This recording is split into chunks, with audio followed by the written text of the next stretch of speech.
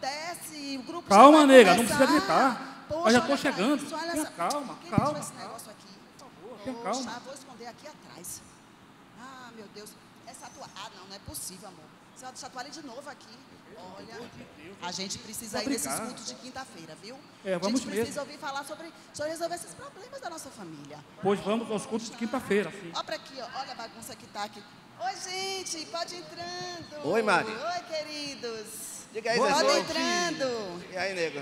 Sejam muito bem-vindos. Boa noite. Nossa primeira reunião hoje. Ô, Mário, saudade. Boa noite, eu trouxe meu amigo Jader. Flávio para conhecer o grupo da gente hoje, viu? Quem é esse? Pessoal. Seja bem-vindo, viu, Quem é Flávio, esse, ao Joe? nosso grupo. Esse é Jader. Flávio. Flávio, seja bem-vindo, querido. Zé, Mari, me desculpe, eu fui direto pra comida. Tô com Não Pode tem entrar, fica à problema, vontade. meu irmão. Toma um cafezinho, tem uma balinha aqui, ó. Pode ficar à vontade. Tá bom? Obrigado, obrigado. Toma, Flávio. Vamos nos sentando, nos acomodando. Só tem a gente hoje, é? Senta no chão, eu acho que o Jader. pessoal está chegando, né? Então, hoje, vocês se prepararam, né, meus colíderes? Claro, Então, a reunião claro. hoje vai ser dirigida por vocês. E nós temos um visitante hoje. É. Então, Flávio, seu nome? É Flávio. Ah, seja bem-vindo, viu, Flávio? Gente, Seja muito bem-vindo, Flávio. A gente tem que pensar num mentor, né, para acompanhar o Flávio. Nem pensamos nisso. Não só o nosso grupo, como todos os outros grupos, né, Mas Mari? eu já tenho uma ideia. Quando ela chegar, eu vou conversar com eles para ver se ele pode acompanhar a Flávia, né? E também hoje não está todo mundo aqui, né? O grupo não está completo. Então, acho que quando chegar mais gente e também mais visitantes, a gente vai ter mais mentores.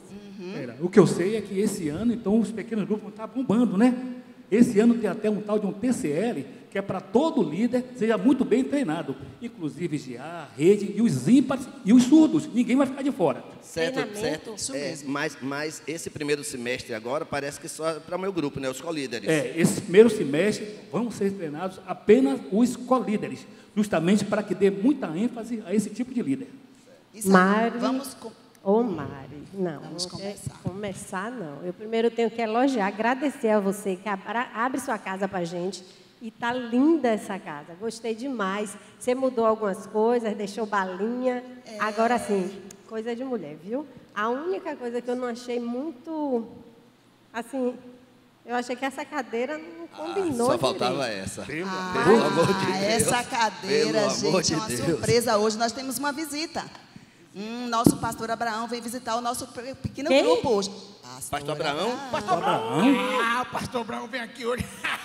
Vou apertar ele na parede, comigo assim. Isso Comigo mesmo, assim, Jader. eu vou apertar ele, que eu tenho um bocado de perguntas para poder fazer pra ele. Jader, por favor. Eu Jader. quero é prova. Por favor. Não, Jada é um cara assim. Quando ele comporte. diz que vai fazer Olá, uma coisa, ele faz. gente. Oi, pastor. Pastor. Ô, pastor, tudo bem, pastor? Ô, pastor, seja bem-vindo, pastor. Tudo bem com você? Jader, Você é sempre agradável assim? Sempre, pastor. É sempre, pastor. Bem-vindo, pastor. Deus abençoe. Tudo bem? É uma pessoa fina, Pastor, educada. Oi, pastor, acho seja que a gente bem-vindo. tem algumas reclamações a fazer para o senhor. Já o Que pastor isso, eu nem deixa- cheguei, vocês já vão Isso falar aí, de ó. reclamação. Pastor. Deixa o pastor sentar, gente, pelo amor de Pastor, Deus. descansar. Aproveitar. Gente, eu nem cheguei, vocês já vão falar de reclamação. E eu pensei até que ia começar com Jader. Parece que o povo nunca está contente, né? Olha, Que bom, muito bom estar aqui com vocês. É uma grande alegria poder participar desse grupo pequeno, viu? Seria bom que o senhor tivesse toda a reunião com a gente, né? Bem, veja bem, Olha, pastor, deixa eu isso ainda pra não depois. tenho aquele atributo de Deus que é a onipresença. Eu estou tentando, mas acho que eu não consegui Tá ainda. bom, pastor, obrigado. mas ainda tem uma reclamação. Posso? Eu? Vai, pode falar. Pronto, hoje é o dia das reclamações. É dia assim. Muitas outras pessoas ainda tinham reclamações a fazer aqui. Mas é o seguinte, eu ia trazer hoje um amigo para aqui para o GF. Ele disse que não viria porque ele está há 2 anos na igreja e ninguém fala com ele. E ainda tem outra. Tem outra. Outra amiga minha. Essa nem resolvi trazer para cá, porque eu fiquei com tanta pena dela, ela ficou doente. 3 meses, passou por um processo difícil. Ninguém foi visitar a mulher. Mas de qual grupo ela é? Ela não está em grupo nenhum? Ah, estou entendendo. Explicação. É porque às vezes as pessoas chegam na igreja e elas não se identificam, e elas ficam ali. Às vezes no horário do culto a gente cumprimenta as pessoas, como fizemos no início desse culto, e a pessoa até chega atrasada, né? Nem tem tempo de receber um abraço. Mas ela chega e ela está no meio da igreja, mas não não se envolve, não está dentro do grupo pequeno, não é identificada. Aí é complicado, né, Mari? Mari e Zé, que são os coordenadores aí, quando a pessoa não se identifica, né? É verdade, pastor. Nós temos observado isso em vários grupos. Às vezes tem essa distância e o que dificulta o entrosamento das pessoas no grupo. Muito bom. Mas, pastor, não, eu estou chegando aqui hoje, Jonathan me convidou, mas eu tenho algumas confusões na minha cabeça. Dá para perceber. Pastor, me explique, por favor. PG, PGI, PGM, GA e redes. A gente sai para mariscar, é tanto grupo que eu não entendo, Flávio, pastor. aí, Eu não Flávio. entendo, eu não Flávio, entendo. e ainda Por favor, me sim, ajude. E ainda, faltou o grupo dos surdos. Meu Deus do céu, é tanto grupo, eu não entendo. Nós trabalhamos com grupos diferentes, com faixas etárias diferentes. Os grupos familiares trabalham mais com adultos, com famílias, envolve várias pessoas, inclusive temos dentro dos grupos familiares pais com seus filhos, não é? Os GAs são grupos de amigos da juventude. A rede não é Ministério da Pesca. Rede são os encontros dos adolescentes, eles chamam de rede, não é? O Ministério dos Surdos, você sabe, surdo, entendeu? Eu acho que sim. Isso. E os PGMs, nós chamamos de pequenos grupos multiplicadores. É uma novidade desse ano aqui. Já faz mais de 2 anos que a gente está tentando plantar isso, e esse ano a gente está começando com um projeto piloto. O PGM é Pequeno Grupo Multiplicador. É um grupo que é uma mescla de pastoreio com discipulado. Ele é um pouco diferente do grupo familiar, porque o grupo familiar dá uma ênfase muito forte à comunhão e ao pastoreio mútuo. E o PGM dá uma ênfase muito forte aos novos não cristãos que estão chegando. Então, eles são iniciados com pessoas que ainda não se converteram ou acabaram de se converter e vão ser discipuladas. Mas 1-0 para o senhor. Mas eu ainda tenho outra dúvida, pastor. Pronto. Como é que eu faço para identificar qual é o meu grupo e como participar dele? Bom, no geral, o Zé e Mari, que estão agora encabeçando o projeto, eles têm informações sobre o Célula-In. O pastor Silvio falou aqui agora há pouco, né, sobre o Célula-In, que é um programa que a pessoa acessa e ela tem lá como definir qual que é o grupo que ela deve participar. No geral, membros da igreja vão estar dentro de grupos pequenos, jovens nos GAs, adolescentes nas redes, o grupo dos ímpares também. E se nós vamos ter alguns casais que vão ser pensados para trabalhar nesse projeto piloto dos PGMs, mas eles vão ser contactados. Eu desisto. 2-0 para o senhor. Obrigado. Pastor, eu tenho uma dúvida. Se o senhor não quiser responder, não precisa nem responder. Olha só, gente, que educação. Faça como você. Não, eu sempre acho você tão respeitoso. Assim. Super. Mas é o seguinte, pastor. Chegam pessoas novas no grupo, chegam pessoas que a gente não conhece bem, certo? E o sentido do grupo é a gente abrir o nosso coração, a gente poder compartilhar nossas dificuldades, nossas alegrias, mas quando tem uma pessoa nova, a gente fica meio que tímida para poder falar alguma coisa. E aí, como é que a gente procede nesse momento? É natural que surja um pouco de constrangimento quando você tem dentro do grupo pessoas recém-chegadas. Mas, por outro lado, a gente precisa abrir um pouco a nossa mente, porque se a gente fechar o grupo demais, se aquele grupo se reúne 1 ano, 2 anos, 3 anos, ele vira um clã tão fechado que perde um pouco o sentido da missão.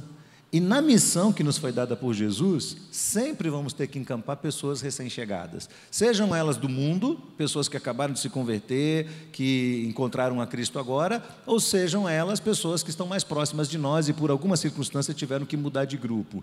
Então, todas as vezes que a gente pensa no sentido da missão, a gente vai ter que ampliar um pouco os horizontes. Às vezes é um pouco constrangedor no começo, mas é uma oportunidade que a gente tem de ampliar laços, criar amizade e abrir espaço para que os novos também possam se aproximar, se sintam acolhidos dentro do conjunto dos grupos pequenos.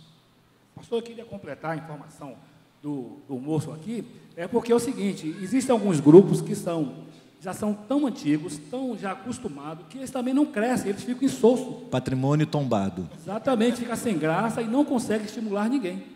É verdade. Às vezes é interessante isso, né? Porque quando o grupo começa a se conhecer, depois de um período, eles já lidam com os mesmos problemas todas as vezes. E alguns dos problemas dos cristãos são recorrentes, são problemas que parece que nunca têm fim. Então isso, de uma certa forma, também cansa um pouco o grupo. É necessária essa participação, essa interação com os mais novos. E é importante a chegada de novas pessoas, porque oxigena o grupo. É e verdade. a gente sai de si mesmo. A gente sempre vai ter problemas, mas enquanto a gente resolve os nossos problemas, a gente ajuda os outros a resolver os deles que nós já passamos lá atrás. Perfeito. Então, Perfeito. essa é a ideia. Ótimo, ótimo. Tirou minha dúvida. Mas eu tenho outra, pastor. Essa semana eu passei um aperto, tentei falar com o senhor, liguei para cá, falei com Nina, mas não consegui. É verdade, Jader. Às vezes as pessoas... eu me sinto bastante constrangido quando toca nesse assunto, porque não só eu, mas às vezes os demais pastores também, nós temos estado com a nossa agenda muito bem lotada. Às vezes o nosso ritmo semanal é um pouco extenuante. Nós lidamos com muitos problemas, nós lidamos com muitas dificuldades. Quando as pessoas nos procuram, o grau de complexidade dos problemas não é muito pequeno, é grande. E a gente tem que lidar com essas questões. Mas a gente tem criado e trabalhado nesse processo de pequenos grupos na igreja já há 16 anos, praticamente, que nós estamos trabalhando com esse projeto, justamente para minimizar esse impacto. Porque quando as pessoas ligam, elas, claro, todo mundo entende, e eu entendo isso, que o seu problema é imediato, tem que ser resolvido naquele momento. Acontece que quando as secretárias vão olhar na agenda, a agenda está repleta de pessoas que também vão ser atendidas. E nós temos um limite, nós dividimos o nosso tempo entre a preparação de estudos bíblicos e pregação, a gravação de estudos para pequenos grupos, para a escola bíblica dominical, incontáveis reuniões com líderes de ministérios. Eu, particularmente, tenho minha agenda muito cravada na liderança da igreja. Então, a maior parte dos meus atendimentos é concentrado na liderança da igreja. Eu não sei se você sabe, Jader, mas a IBAN tem uma média de 500 líderes. Então, esses líderes, de uma certa forma, me procuram também para solucionar outras questões que chegaram a eles. Então, eu tenho minha agenda preenchida com eles. E, fora isso, claro, como uma pessoa normal, tenho família e tudo mais. A nossa média de trabalho diário não é de 8, 9 horas. Às vezes, a gente se estende a 14, 16 horas num dia de trabalho intenso, intenso. De vez em quando, a mulher puxa a orelha da gente. Olha, você não está ficando nenhuma noite em casa, não é? Então, isso acontece. E aí é necessário que os irmãos tenham paciência, que os irmãos não se aborreçam, que os irmãos não se chateiem e até não briguem com as secretárias. Não é? Viu, Jader? É necessário que os irmãos não briguem com as secretárias da igreja também, porque às vezes as pessoas acham que é a secretária que está boicotando. Não é? E elas, coitadas, elas estão fazendo o máximo que elas podem para tentar ajustar a agenda. Então, não deu para encontrar com um pastor? Tem outro pastor à disposição. Então vamos ao outro e vamos orar com ele, e ele vai ser tão usado por Deus quanto esse que estava com a agenda super ocupada. Então me perdoe, não é? Mas, como eu disse no começo, Deus ainda não me deu o atributo da onipresença, então não dá para estar em todos os lugares. Está perdoado, pastor, está perdoado. Oh, meu Já, Deus. e Olha você que viu, coisa né? linda. Uma das coisas que o pastor falou foi que eles têm pouco tempo e até as esposas se reclamam. E agora então, Cleo que Bia está nos Estados Unidos, só vive por telefone. How are you? Entendeu? Então, pouco tempo realmente, né? Pastor, muito boa a participação do senhor aqui no nosso grupo, mas assim, nós temos agora que passar o nosso estudo, tá bom? Ok. Eu vou ligar aqui O DVD, né? DVD. Trouxe o DVD, Oxe, mas o DVD... Sim, para passar o estudo, Mari. não trouxe O o pastor DVD. não está aqui? Então ele fala ao vivo, Então faz o seguinte, Abraão ao então o senhor vivo hoje para vai o nosso GF. apresentar o nosso estudo ao vivo, tá certo? É sempre assim, onde o pastor está, ele ora e ele trabalho, fala. é É isso mesmo, tá bom? Obrigado, pastor. Ok, então vamos abrir nossas Bíblias, né, já que vocês me deram essa oportunidade, em Mateus capítulo 6. Cadê as Bíblias de vocês? Vocês não têm Bíblia, não? Vem para o grupo familiar, não tem Vamos Bíblia? no smartphone. Agora é a novidade, né? É, É tá smartphone, certo. né? Então. Muito bem, Mateus capítulo 6, do verso 9, vamos ler até o verso 15. Acharam aí? O Jader achou? Cadê a Bíblia, Jader? Eu estou pescando na de Mária aqui, pastor. Mas na minha não vai dar para Tá vendo? Mateus 6, de 9 a 15. Olha o que o texto diz. Portanto, vós orareis assim. Vamos falar juntos? Nós? Pai nosso que estás nos céus, santificado seja o teu nome. Venha o teu reino, seja feita a tua vontade, assim na terra como no céu.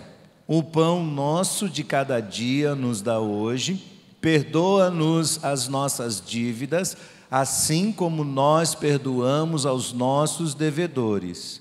E não nos conduzas à tentação, mas livra-nos do mal, porque teu é o reino e o poder e a glória para sempre. Amém. Os outros dois. Porque se perdoardes aos homens as suas ofensas, também vosso Pai Celestial vos perdoará a vós. Se, porém, não perdoardes aos homens as suas ofensas, também vosso Pai não perdoará as vossas ofensas. Vocês lembram que a gente leu esse texto a semana passada, não foi? Ok. O que é de interessante que eu quero acrescentar ao que foi falado a semana passada é o fato de Deus ser considerado nessa oração como o nosso Pai. Não o meu Pai, mas o nosso Pai. Então a oração do Pai Nosso, ela foge do singular. E o tempo todo se utiliza do plural para mostrar para nós que, como cristãos, nós não estamos vivendo sozinhos e isolados neste mundo. Nós estamos, enquanto cristãos, vivendo no meio de uma comunidade.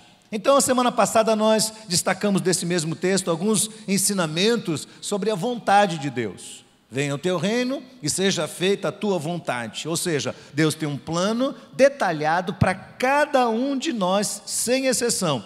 E se nós reunimos as condições estabelecidas por Deus para o cumprimento do seu plano na nossa vida, então nós vamos experimentar a sua boa, perfeita e agradável vontade. Olha, pensa bem nessas três palavras.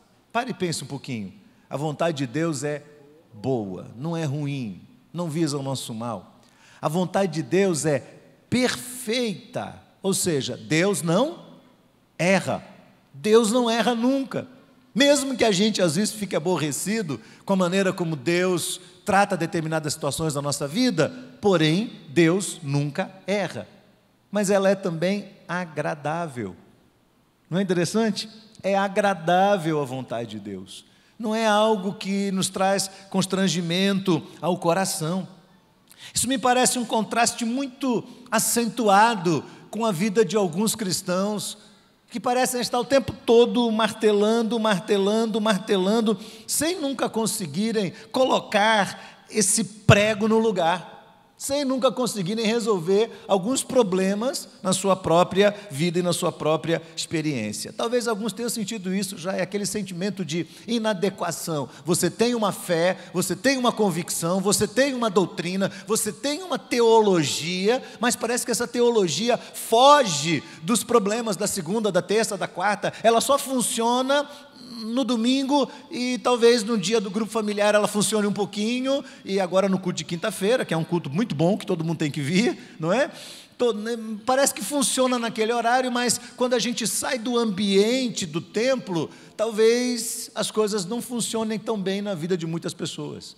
E quando isso acontece, certamente a gente começa a perceber que essas pessoas estão, de alguma forma, violando algum princípio, algum valor, alguma orientação de Deus. Como nós dissemos a semana passada, não é nosso papel tentar descobrir a vontade de Deus. Não adianta a gente, pelo nosso próprio esforço, querer descobrir a vontade de Deus, mas é nossa responsabilidade andar com o Senhor e firmar a nossa ética totalmente na sua palavra. Porque se nós buscarmos a Deus de coração, se nós obedecermos a sua palavra, então vamos com muita naturalidade experimentar esta boa, agradável e perfeita vontade de Deus. Vocês acreditam nisso?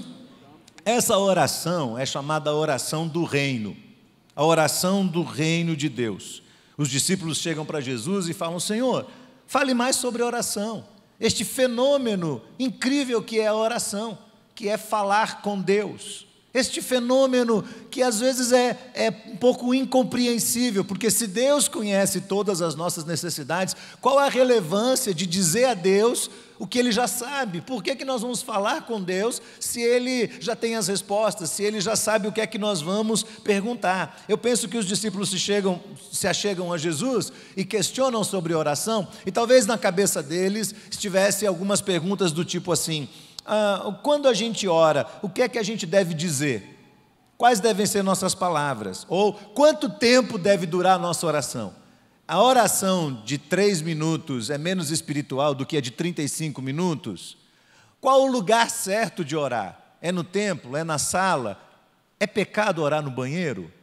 Alguém já me perguntou isso uma vez. É pecado orar no banheiro? Não é? Qual é o lugar certo onde nós podemos orar? Qual é a postura certa que nós devemos orar? Orar de pé é mais espiritual do que orar sentado? Orar de joelhos, nossa, de joelhos então é muito mais espiritual? Como é essa questão do onde orar? Né? Orar no templo é mais espiritual do que orar em casa? E orar no monte? No monte então nem se fala.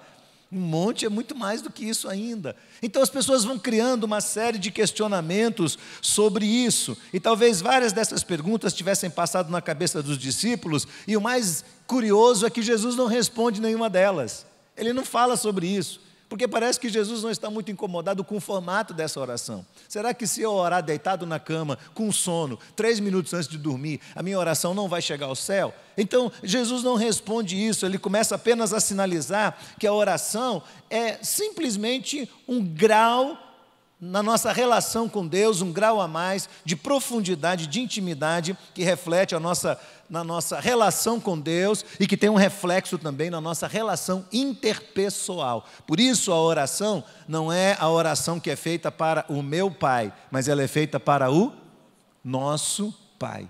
Não é? Então tem um efeito bastante importante aqui. Com isso eu não estou desprezando as dúvidas, as variadas dúvidas que surgem sobre oração. É claro que se nós não temos tempo nenhum durante uma semana, por exemplo, para dar para Deus, isso é um reflexo de que alguma coisa está ruim na nossa comunhão com Deus. Por exemplo, Nerilza, imagine você que um dia você está carente do Walter, de conversar com ele, bater um papo com ele.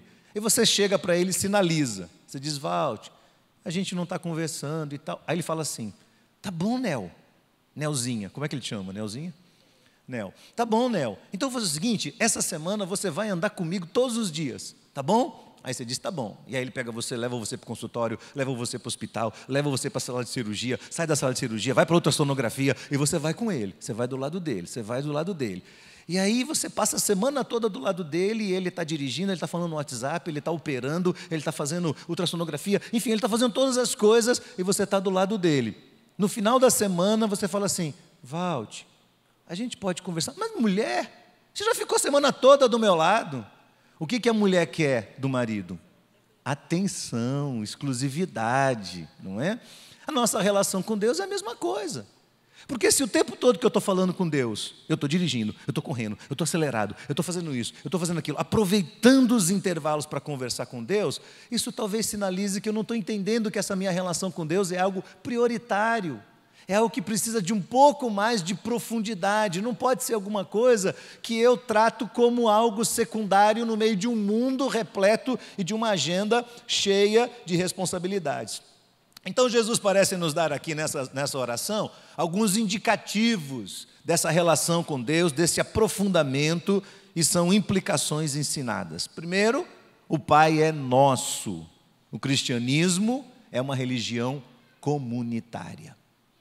O cristianismo não é uma religião para pessoas que querem viver isoladas. Havia um teólogo alemão chamado Dietrich Bonhoeffer. Ele foi acusado e preso por Hitler, porque foi acusado de acobertar os cristãos e de protegê-los num período de franca perseguição. E ele passou muitos anos da sua vida em solitárias. Muitos anos. E ali, dentro daquelas solitárias, ele escreveu coisas incríveis sobre o grau de importância da comunhão. Não é interessante isso? Que alguém que tenha ficado numa solitária tenha entendido a grande importância do que é comunhão. E ele diz o seguinte: o cristianismo não religioso tem como característica essencial o fato de os cristãos viverem em uma família, apoiando uns aos outros, fugindo da autonomia humana tão propagada pelo iluminismo e em conjunto afetando ou influenciando a sociedade como um todo. Então isso implica dizer que Deus não é de ninguém, Deus não é propriedade de ninguém, Deus não é algo pessoal, particular desse grupo, daquele grupo, dessa igreja, daquela igreja, dessa denominação ou daquela denominação, mas Deus é o Senhor de todos, Ele é o nosso Pai nosso, Ele é o Pai nosso, não é? Todos têm direito ao acesso para falar com Deus, qualquer pessoa, e esse acesso nos foi dado por intermédio de Jesus. Então, no reino de Deus, não tem espaço para a solidão, no reino de Deus não tem espaço para o egoísmo. Seria uma grande pretensão e arrogância a gente achar que pode viver a vida cristã de uma forma isolada. Então, Jesus nos ensina a orar, Pai nosso, nosso Pai. Ele não diz, meu Pai que está nos céus. Você já percebeu? Acho que você já deve ter percebido isso, Jader. Você já percebeu como é difícil orar sozinho? Você acha difícil orar sozinho? É difícil? O que acontece com sua cabeça quando você está orando sozinho? A cabeça vai em um monte de lugar ao mesmo tempo. Você não consegue concentrar, não é? Não consegue. Mas se você sentar para orar junto com o João, acontece a mesma coisa? Aí muda tudo, né? Melhora um pouco. Com certeza. Não é interessante isso? Parece que a gente tem essa luta sua é a minha luta também. Se eu perguntar aqui, quantos de nós aqui acham que é um desafio manter um tempo a sós de oração com Deus, talvez mais de 90% levante a mão e diga que tem essa mesma dificuldade, não é? E nós precisamos disso. Eu me lembro que logo no início do meu ministério, ainda solteiro, estava sozinho, num trabalho, uma igreja pequena, com tantas dificuldades, e eu não tinha ninguém para partilhar, não tinha ninguém para conversar, não tinha ninguém para bater papo. E eu estava um dia reclamando com Deus, porque às vezes eu tentava orar e eu não tinha ânimo para orar sozinho, não tinha vontade de orar. E um dia eu encarei Deus de frente e falei, Senhor, eu não tenho ânimo para orar sozinho. Eu não tenho, eu não sei. Amanheci o dia, não tinha nada assim de tão importante que pudesse substituir a oração, mas eu não conseguia. E eu falei isso para Deus. Para minha surpresa, eu recebi um telefonema, e era um telefonema de um pastor chamado Luiz Amário, um amigo meu. E ele falou, Abraão, eu e Gilson Breder, que é pastor da Central de Campo Grande, nós estamos indo para aí encontrar você. Eu falei, tá, a gente vai chegar no trem das 6h. Eu falei, tá bom. E fiquei pensando, o que eu fiz de errado? Por que esses dois pastores estão vindo aqui conversar comigo? Fiquei todo encucado. 6h eu fui para a estação ferroviária e os dois chegaram. E me abraçaram e me receberam bem e ficaram comigo. Teve culto naquela noite, eles foram para o culto, oraram pela igreja, pregaram. Depois a gente saiu para comer alguma coisa e meia-noite nós estávamos de volta lá na estação e eles iam embora. E me abraçaram e colocaram a mão sobre mim e oraram por mim. E eu disse, vem cá, o que é que vocês vieram fazer aqui? E eles disseram, viemos orar com você. Amém? Viemos orar com você. A gente veio aqui porque Deus mandou a gente vir aqui orar com você. Jamais esqueci essa experiência, Zé. Porque às vezes a gente acha que Deus não está ouvindo aquela oração que a gente faz despretensiosamente ali, não é? Mas é o nosso Pai. E às vezes a maneira do nosso Pai nos socorrer é trazendo gente para perto da gente. É fazendo com que as pessoas se aproximem de nós. Então, quando o nome de Deus vem acompanhado do nosso, não do meu, mas do nosso Pai, então o nome dele parece que é santificado. Segundo, Jesus diz, venha o teu reino. O que é o reino? É a igreja? É o grupo pequeno? É um ministério? Essas coisas são o reino, fazem parte do reino, são fragmentos do reino, mas não são o reino na sua totalidade, na sua integralidade. São fragmentos. O reino é muito mais abrangente. O reino escapa às nossas tradições, os nossos encontros, os nossos costumes religiosos, as nossas preferências, foge das nossas tendências seletivas, porque o reino nos confronta quando nós somos racistas, e quase todos nós, para não dizer todos, e ser acusado aqui por alguém e enfrentar um processo na justiça, eu diria que quase todos nós aqui somos racistas. Você quer ver uma coisa?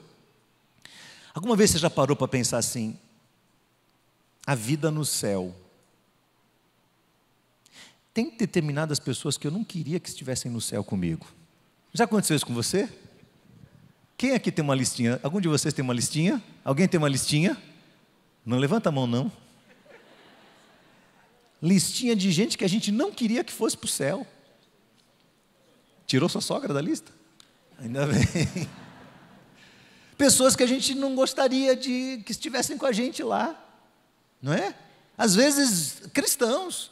Até líderes religiosos. Ai, meu Deus do céu. Você já imaginou? Você vai lembrar de uma coisa, vocês dois. Se Deus coloca você para viver lá no mesmo metro quadrado que aquela pessoa. Lembra disso? Essa listinha, todos nós temos. E ela sinaliza uma tendência que a gente tem no coração de ser seletivo demais, não é? De às vezes ter preferência por umas pessoas e achar que outras pessoas não são tão dignas assim de estarem lá. A oração do reino vem e derruba esse conceito. Porque o reino tem que estar presente. E o reino é abrangente. O reino confronta o nosso pecado. Todos nós temos pecado. No reino de Deus, não tem pecado maior e pecado menor. No reino de Deus, todos são pecadores. Então, isso tem a ver com o reino.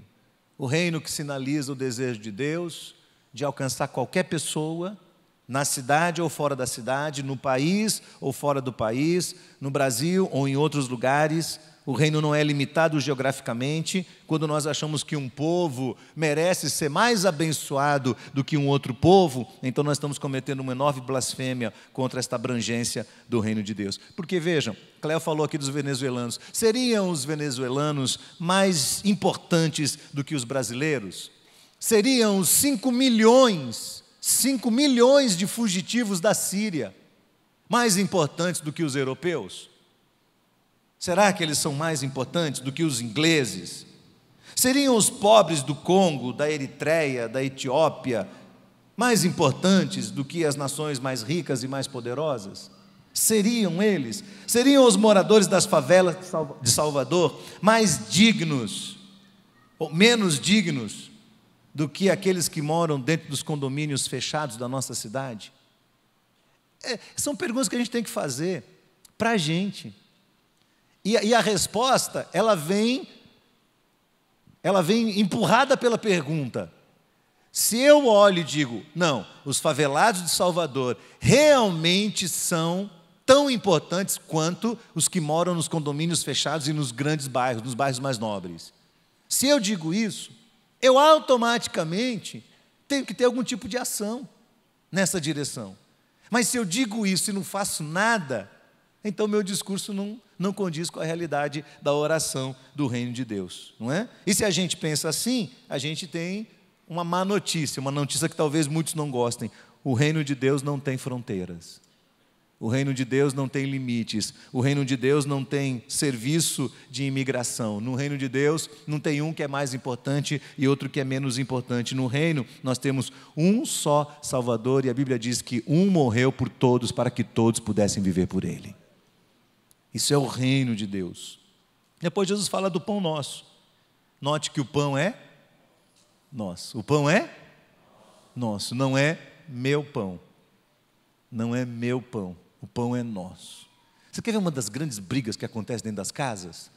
As coisas que estão na geladeira. Você já viu quando o pessoal coloca as coisas na geladeira e fala assim, ó, isso aqui é meu. E está no canto do lado direito, quadrante do fundo da geladeira. É meu. E de repente vem um desavisado e ó, bebe iogurte. E quando você chega, você fala, cadê meu iogurte? O que Jesus está dizendo é que no reino de Deus, o pão não é meu, o pão é nosso. O pão é nosso.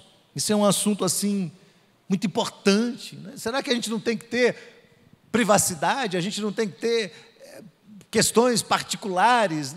Não é exatamente isso que Jesus está falando. Parece que ele está sinalizando aqui a ideia, não de você fugir e ter um lugar desorganizado e não ter um lugar íntimo para morar, nada disso, mas que nós não devemos nos apegar a essas coisas, e tudo o que nós temos precisa ser encarado como um empréstimo de Deus para nós, com um propósito definido de abençoar a vida de outras pessoas. O pão nosso também significa que Deus suprirá todas as nossas necessidades em Cristo Jesus, que Ele sabe quais elas são, e é gostoso a gente perceber que quando a gente clama ao Senhor e ora, Ele não desampara o justo, e Ele nunca deixa o justo mendigar o pão. Isso é promessa do Senhor que Ele tem feito nas nossas vidas.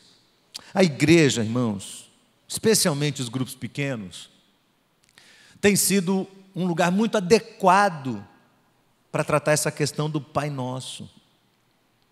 Porque quando a gente olha assim para um público como esse, a gente não sabe quem são as pessoas e o que está acontecendo com elas, mas no contexto de um grupo, a gente conhece as necessidades, a gente sabe o que as pessoas estão passando, a gente sabe às vezes o sufoco, o aperto, e a gente tem ali uma oportunidade de exercer a generosidade. Depois Jesus fala sobre perdoar as dívidas. A coisa fica mais complicada, viu, Jader? Essa história de perdoar é um desafio, porque perdoar não é para os fracos. Perdoar é para os fortes. Perdoar é para os fortes. Os fracos não conseguem perdoar. Perdoar é para aquele que realmente compreende a essência do Evangelho. E Deus nos coloca no meio de pessoas para a gente conviver com as pessoas. E quando nós convivemos, nós destacamos as diferenças. Quando surgem as diferenças, surgem os conflitos. Quando surgem os conflitos, a porta está aberta para a gente exercer a oportunidade do perdão.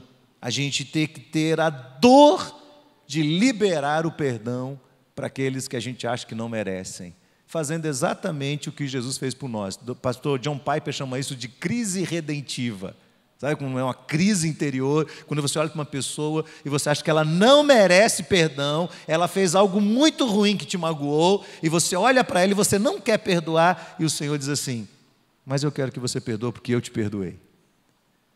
E aí você tem que dar um passo atrás, e você tem que realmente perdoar aquela pessoa. Por isso que Jesus finaliza a oração dizendo: porque se perdoardes aos homens as suas ofensas, também vosso Pai perdoará a vossa. Se, porém, não perdoardes, é uma prova de que ele também, o perdão dele não chegou ainda dentro do seu coração, não é? Não nos deixes cair em tentação. Aqui tem uma variação importante do texto.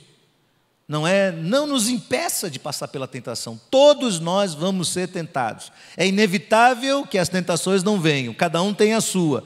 E o reino de Deus é tão essencial nessa questão da gente enfrentar as tentações. Porque, irmãos, uma das grandes vantagens da gente estar dentro de um grupo pequeno é a condição que a gente tem de nos mostrar como nós somos, assim, de nos apresentar de uma forma bastante vulnerável. Nós temos muito medo de nos vulnerabilizar. Você quer ver uma coisa? Hoje o púlpito de acrílico não está aqui. Nós temos um púlpitozinho de acrílico. O púlpito é um apoio para nós pastores. A gente chega aqui, não é nem tanto para colocar a Bíblia em cima, é porque a gente se esconde um pouco atrás dele. É verdade. Quando o púlpito não está aqui na frente, sabe qual é a sensação que eu tenho? Quem sabe? Está faltando uma roupa. É verdade, a gente fica assim meio... Será que o pessoal está me olhando? Está olhando para a minha calça, para a minha camisa? E a gente fica com aquele receio, porque você está se mostrando. Dentro do grupo acontece a mesma coisa. Ocorre, porém, que a gente aprende a vencer determinadas tentações exatamente no momento em que a gente se vulnerabiliza e compartilha essas tentações. Você sabia disso? Que quando a gente compartilha uma tentação, ela enfraquece dentro de nós? Não é interessante? E o Senhor diz assim: olha, não nos deixes cair em tentação. Essa é uma oração que nós temos que fazer, mas é uma oração em conjunto. Qualquer um de nós pode cair numa tentação. Por isso Paulo diz: aquele que acha que está de pé, Cuidado para não... Quem vai ser o próximo que vai cair? Quem vai ser o próximo da lista? Dentro de um grupo pequeno, a gente antecipa isso. A gente, às vezes, protege as pessoas, a gente alarga a visão, abre os olhos para a pessoa enxergar que ela pode estar enfrentando uma tentação e ela não precisa enfrentar isso sozinha, ela pode compartilhar isso, se não abertamente no grupo, mas pelo menos pegar uma pessoa de lado, 2 pessoas de lado, e aí compartilhar e abrir o seu coração, se vulnerabilizar, mostrar sua fraqueza sem medo, porque a palavra de Deus diz que quando nós confessamos nossas culpas uns aos outros e oramos uns pelos outros, nós somos curados. Exatamente, nós somos curados. E Jesus encerra essa oração dizendo, porque teu é o reino, o poder e a glória para sempre. Quando o povo de Deus está unido, há uma grande exaltação da glória de Deus. Então, vamos cantar uma música, gente? Uma música assim que é uma música bem gostosa, eu gosto muito dessa música. A primeira vez que eu ouvi essa música, eu estava em Goiás, num congresso da Missão Vida. E eu achei tão linda essa música, eu não sabia de quem ela era, mas ela mostra assim, de um jeito bem gostoso, bem leve, o que é a vida em comunhão. A música é mais ou menos assim, faz assim comigo. Aqui, vamos lá, todo mundo junto? Vamos lá? Vamos?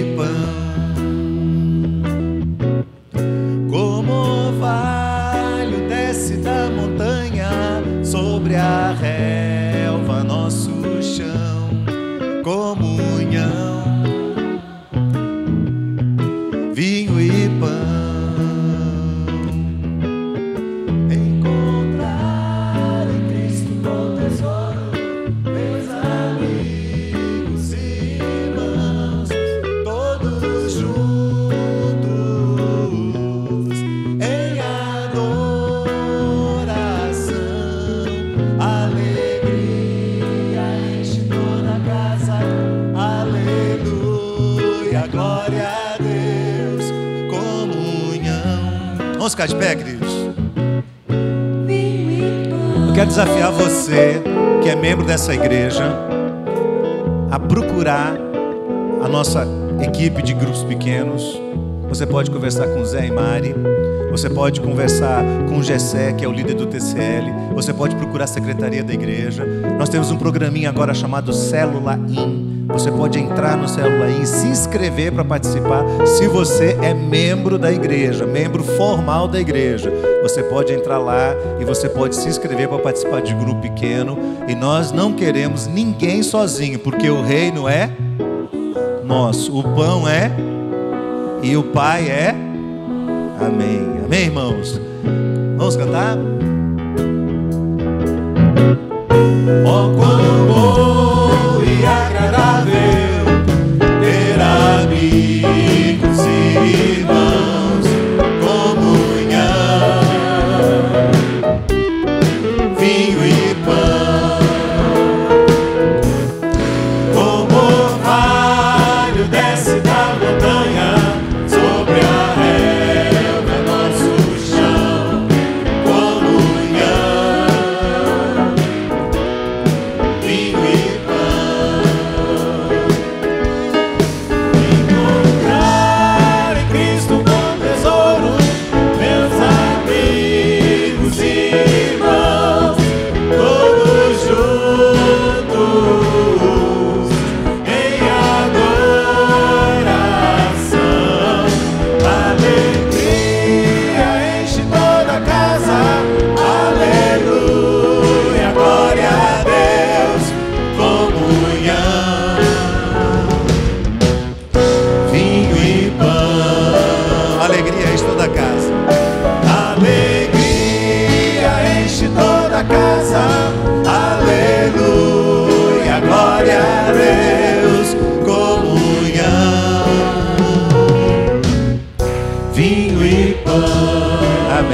a mão aí ao irmão que está do seu lado. Vamos orar, queridos. Senhor, nós queremos bendizer o Teu nome por esta manhã, pela alegria de ter a igreja junto aqui com uma família do Senhor, diante da responsabilidade, do peso que nós temos no coração de viver no meio de uma humanidade às vezes tão cética, tão incrédula, tão avessa ao Teu Evangelho.